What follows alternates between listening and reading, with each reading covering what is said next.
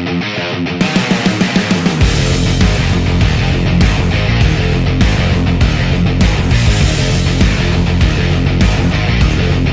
din ako sa kapal ng mukha ng mga putang inantong mag-amanto. Sa totoo lang.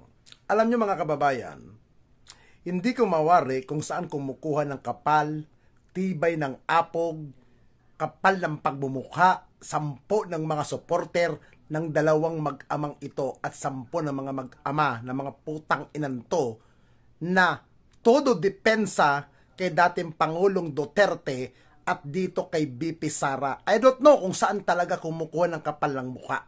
Kita nyo mga kaibigan, lumabas na ang tunay na agenda ng mga Duterte noong nakaraan rally dyan na ginanap sa Loton, Manila. Mismong dating spokesperson ang nagpatunay at dating tagapagsalita nila at isa sa mga abogado ni dating Pangulong Duterte na ang balak talaga ay lusubin ang Malacanang para hindi na makabalik sa pwesto si Pangulong Ferdinand Bongbong Marcos. Ganyan ka, walang kadelikadesa. Panoodin nyo to mga kababayan. Ang number one pakiusap ni BP Sara kahapon dahil siya ang caretaker habang wala si PBBM. Wag na wag kayong aalis dyan sa Liwasang Bonifacio. Bagamat talagang atat na yung mga tao doon. Kasama na ako na sumugod na sa Malacanang nang hindi na makabalik sa Malacanang ang mga nasa Germany na naglalangyada. Yan po totoo. Pero dahil inirespeto nga natin si BP Sara, talagang nagtingpito tayo. Bagamat at one point in time sa aking talumpati, sinabi ko na, handa na ba kayong sumugod? Pero sinabi ko nga, masama nga naman tignan. Kapag habang siya ay caretaker, doon lulusob ang taong bayan sa Malacanang. So sa ngayon po, hindi natuloy yung paglusob sa Malacanang. Pero pag hindi po nagkaroon ng pagbabago, pag hindi po binigyan ng katarungan si Pastor Kibuloy at dinaan sa tamang proseso, at kapag hindi tinigil ang panunupil ng karapatan ng malayang pananalita at malayang pamamahayag, hindi po malayo na lalo pang lolobo ang mga hanay na hindi lang mananatili sa Liwasang Bonifacio kung hindi magmamarcha na para sa Malacanang dahil ang Malacanang, yan po ay palasyo ng taong bayan, hindi ng mga namumuno na hindi nakikinig sa taong bayan. Ngayon, napakinggan nyo yung mismong sinabi ni dating presidential spokesperson Harry Roque na kung saan ang bilin daw ni Vice President Sara Duterte, wag daw paalisin ang mga tao sa rally at wag daw iiwan ang Loton. Para saan? Isang katrayduran ang pinaggagawa mo, BP Sara. Pagkatapos, umuwi si Pangulong Bongbong Marcos mula sa Europa, sasalubong ka at may pakiskis ka pa? May pangiti-ngiti ka pa? Anong matatawag doon, madam? Halik ni Judas? Ngiti ni Judas? Putang ina ninyo. Bakit? May naaatim ka pa bang ganyan sa pagkatao nyo? Pagkatapos kayong...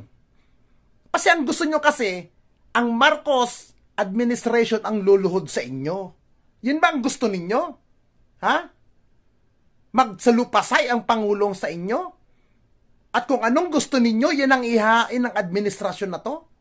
Maging tauhan ninyo? Maging sunod-sunuran ninyo? Putang ina ninyo! Nakakahiya, di ba?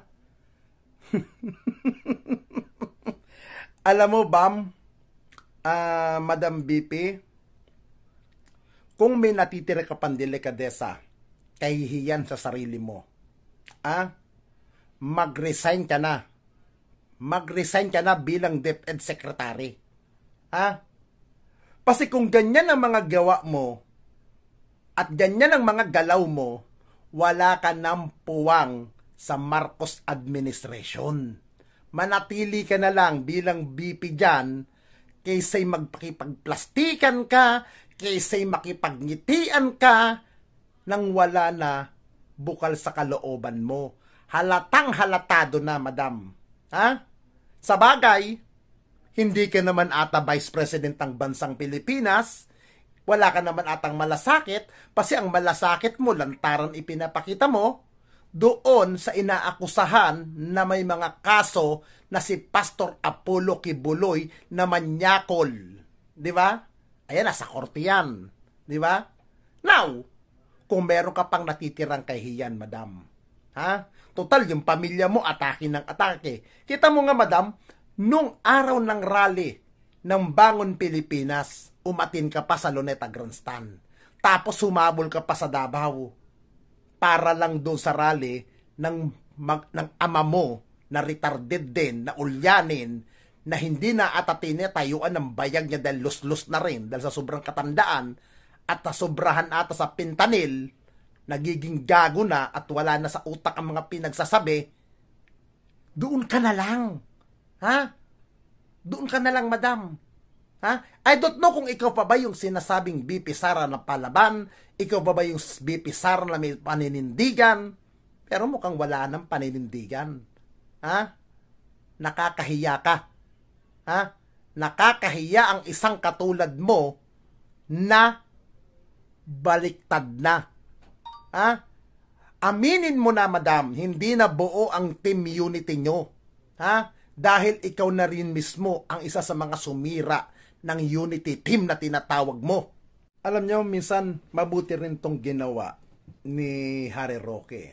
Binuking niya ang totoong agenda na tinatawag nilang prayer rally. At minsan, ang problema dito kay Harry Roque, alam nyo mga kaibabayan kung ano ang problema? Pag nasusobrahan siya ng mga sinasabi, nasusobrahan siya ng mga pananalita niya, minsan nakakalimutan niya mga hindi dapat sabihin. Kagaya na lang yan, di ba? Na kung saan tahasan niyang sinabi ang totoong hangarin ng prayer rally na yan. Ang lusubin ang Malacanang para wala nang abutan. Blessing in this case hindi pinayagan ng Diyos Ibig sabihin nun, hindi pinapahintulutan ng ating Panginoon Jesucristo na maghari ang mga demonyo na gustong bumalik sa kapangyarihan. At yan ay sa katauhan ng mga Duterte.